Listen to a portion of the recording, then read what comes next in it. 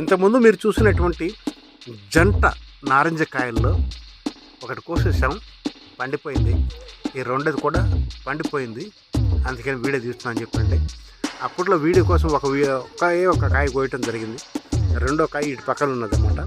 ఈ కాయ కూడా తయారైపోయింది.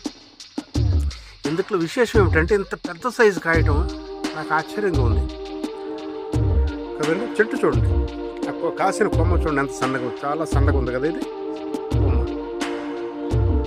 చెట్టు కాండం ఎంత పెద్దగా ఉంది. అదేవిధంగా దీని ముళ్ళు కూడా చాలా పెద్దగా ఉంటాయండి. ముళ్ళు చూసారు కదా, దాని ముళ్ళు ఎంత పెద్దగా ఉన్నాయో. ఏదేమైనప్పటికీ పెద్ద ముళ్ళు ఎంత ఉన్నాయో దీని కాయ కూడా అంత పెద్దగా ఉంటుంది. ఒకసారి చూడండి. అవునా? బాగుంటే లైక్ చేయండి, షేర్ చేయండి. ఏమండో సబ్స్క్రైబ్ చేయకపోతే ప్లీజ్ ఒకసారి సబ్స్క్రైబ్ చేయండి, సరేనండి.